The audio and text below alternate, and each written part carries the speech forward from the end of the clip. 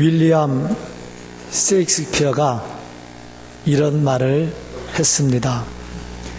겨울에 찬 바람, 눈보라가 몰아치는 살을 에이는 듯한 찬 바람이 감사하지 않는 마음보다 더 추울까? 그 말은 감사하지 않는 것은 겨울에 눈보라보다 더 차갑다 하는 그런 말입니다. 우리나라의 고종 황제가 이런 말을 했습니다. 몸에 실오락이 하나라도 걸쳤다면 배짜는 사람에게 감사할 수 있어야 되고, 밥을 먹었다면 농사하는 농부에게 감사하는 마음을 가져야 된다. 유명한 키케로라고 하는 철학자는 이렇게 말을 했습니다. 감사하는 마음은 가장 위대한 마음이다. 모든 덕의 아버지는 감사다 하는 말을 했어요. 그리고 보니까 참 마음에 찔리는 말들이 좀 있습니다. 우리는 그저 평범하게 그냥 대수롭지 않게 지나가는 일들인데 막상 돌이켜보면 진짜 감사할 거 투성이죠. 오늘 함께 교독한 시편 136편의 말씀은 수준 높은 감사를 기록해 놓은 말씀입니다. 시편 136편은 유대인들이 지키는 3대 절기, 그 3대 절기에 꼭 읽혀졌던 시편 중에 하나라고 합니다.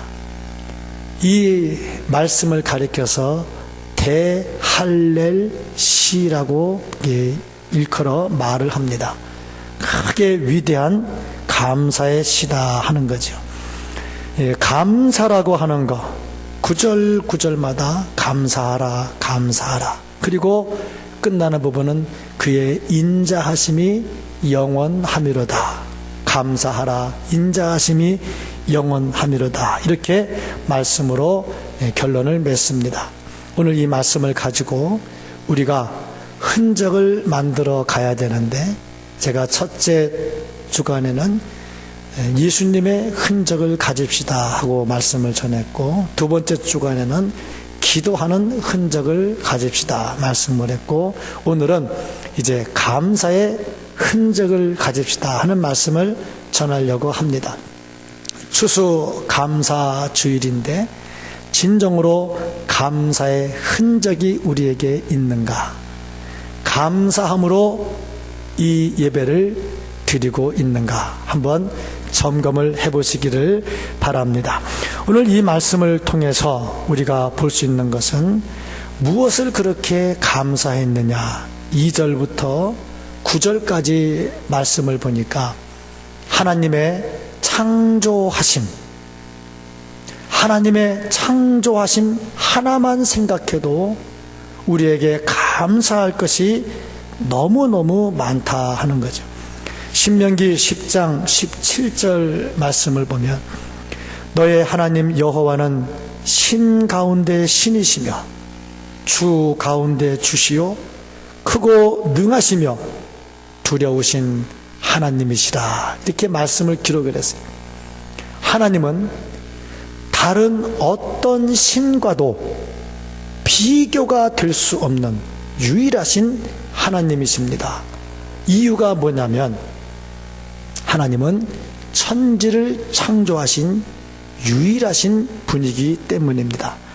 하나님은 이 세상을 말씀으로 창조하셨는데 6일 동안 창조하셨고, 창조하신 그 만물을 볼 때마다 아름답다, 보시기에 좋았더라, 이렇게 말씀을 합니다. 하나님께서 만드신 세상은 정말 아름다운 세상인데 그 만드는 마지막 날에 누구를 만들었느냐? 인간을 만들었습니다. 인간을 만들기 위해 천지를 만드시고 인간이 살 수 있는 모든 여건을 다 만들어 놓으신 후에 인간을 만드셨어요. 그리고 사람이 그것을 다스릴 수 있도록 해 주셨습니다. 이 모든 것을 생각할 때에 이 땅에 태어나게 된 것만 생각을 해도 감사할 투성이다. 내가 존재한다는 이 자체가 진정으로 감사할 일입니다. 미국의 대통령이었던 아브라함 링컨이 대통령이 된 다음에 상원 의원에서 연설을 할 기회가 있었습니다. 그런데 그 상원 의원들 중에는 아브라함 링컨이 대통령 된 것에 대해서 굉장히 불만을 품은 사람들이 있었어요. 왜냐하면 학력이 없어요. 집안이 형편없어요. 생긴 것도 없고 고릴라같이 생겼어요. 근데 대통령이 됐단 말이에요. 그리고 상원 의원들 앞에서 연설을 하는데 상원 의원들은 가방끈도 길고 집안도 괜찮은 사람들이에요. 거기에 아브라함 링컨이 와서 연설한다니까 들을 게 있겠나. 같지 않다. 참 우리가 선거에서 지긴 했지만 진짜 꼴 같지 않다. 그러면 속으로만 그렇게 생각하면 되는데 꼭 사람은 속에 담고 있지 않고 꼭 이거를 밖으로 뱉어야 속이 시원한 사람들이 있어요. 그래서 상원의원 한 사람이 아브라함 링컨에게 이렇게 말을 했습니다. 당신이 대통령이 된 것은 참 놀라운 일입니다. 그런데 당신의 아버지가 뭐 하던 사람이었는가를 당신은 기억하고 있어야 될 겁니다. 내가 지금 신고 있는 이 구두가 당신 아버지가 만든 겁니다. 한마디로 우리나라 속된 말로 엿먹어라 하는 얘기. 너 같은 게 그래도 대통령이라고 와서 있느냐, 그런 얘기죠. 인간적인 인격 모독입니다. 그때 아브라함 링컨이 가만히 있다가 이렇게 대답을 했습니다.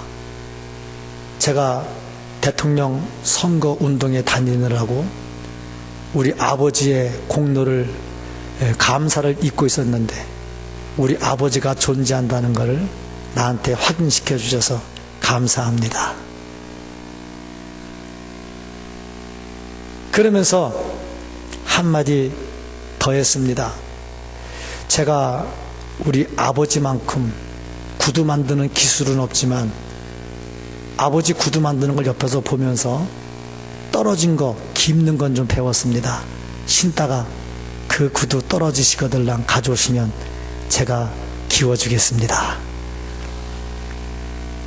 그러면서 하는 말, 내가 대통령이 되는데 우리 아버지가 도와준 건 없지만 내가 이 땅에 태어나게 해준 거는 정말 감사한 겁니다. 태어난 자체가 감사한 거 아닙니까? 그렇다면 내가 이 땅에 태어나도록 하신 하나님의 은혜, 그 하나만 생각해도 우리가 얼마나 감사할 것이 많을까. 돌이켜보면 감사투성입니다. 그런데 감사하지 못하는 이유가 뭐냐?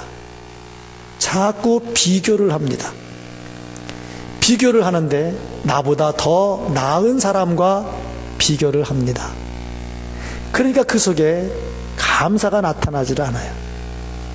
이 땅에 태어나게 된 그 하나만으로도 얼마나 감사할 수 있을까? 하나님께서 우리를 만드셨고 이 땅에 태어나도록 하셨습니다. 하나님께서 생명을 우리에게 주셨습니다. 그것만 생각해도 감사하죠. 하나님이 천지를 창조하시고 그 천지 창조 이후에 사람을 만드시고 그 사람 중에 나를 만드시고 그 사람이 천지를 다스릴 때 나도 그 가운데 서게 하시고, 이것만 생각해도 진심으로 감사할 일들이 넘치게 될 겁니다. 감사 회복하기를 주의 이름으로 축복합니다.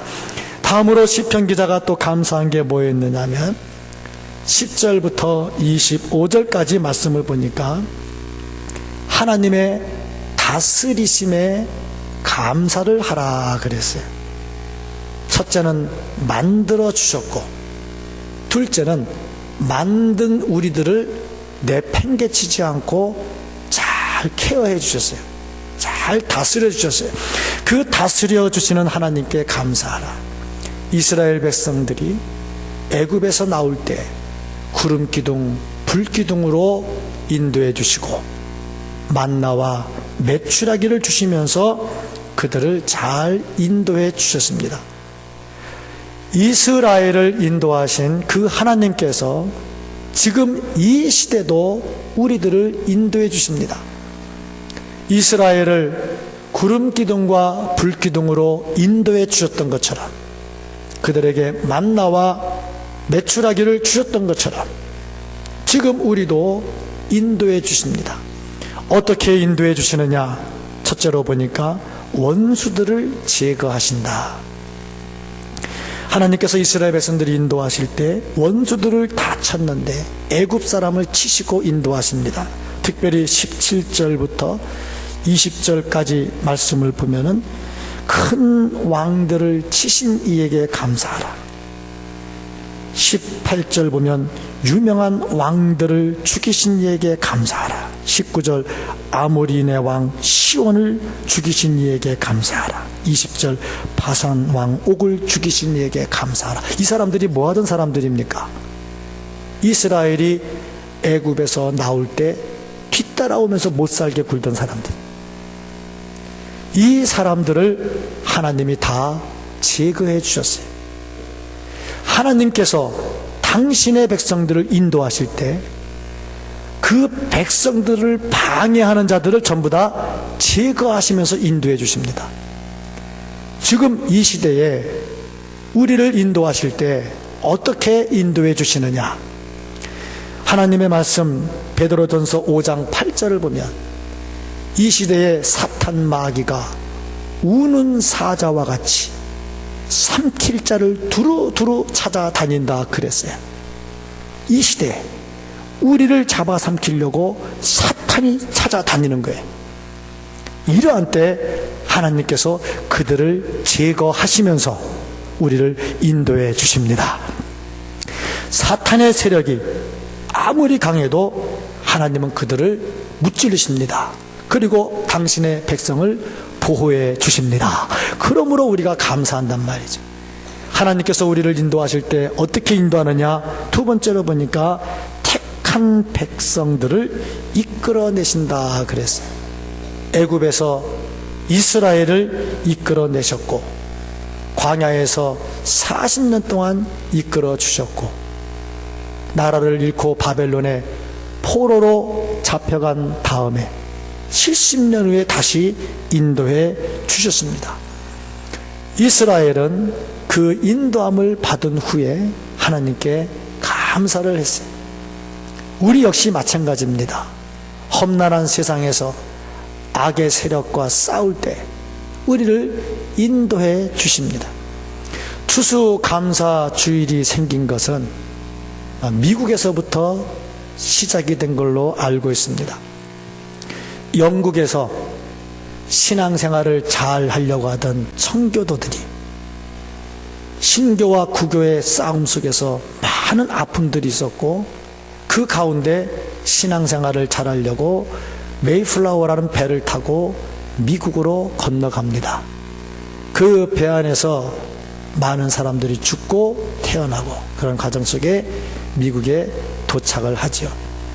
가서 인디언들과 엄청난 싸움을 하면서 1년을 지냅니다. 그리고 가을에 추수를 하고 보니 하나님의 은혜가 너무너무 감사한 거예요.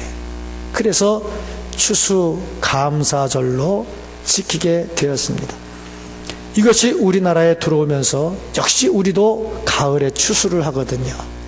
우리도 감사하자 해서 만들어진 게 추수감사주일인데 성경을 보면 구약의 3대 절기 중에 하나가 수장절이라고 하는 게 있습니다. 추수하고 감사하는 거죠. 그러니까 성경대로 우리가 감사하며 살자 해서 만들어 놓은 것이 추수감사주일입니다. 우리가 먹고 살 수 있도록 해주신 것도 감사하지만 죄와 사망의 법에서 우리를 이끌어내서 인도하셔서 우리가 영원한 생명을 누리며 살 수 있도록 만들어 주셨습니다. 그거 생각할 때 어찌 감사하지 않겠느냐. 우리를 인도하실 때 천국까지 인도해 주신 하나님의 은혜, 감사할 뿐이죠. 하나님께서 우리를 인도하실 때 어떻게 인도하셨느냐? 기업을 허락해 주셨습니다. 이스라엘 백성들에게 가나안 땅을 기업으로 주셨다면 우리를 죄와 허물에서 구원하셔서 영원한 하늘나라의 백성이 되도록 만들어 주셨습니다. 우리에게는 천국이 기업으로 주어졌습니다. 그래서 우리가 감사하는 거죠. 이 땅에서 받는 것도 감사할 일이지만 이 땅에 받는 거는 때가 되면 다 놓게 돼 있어요.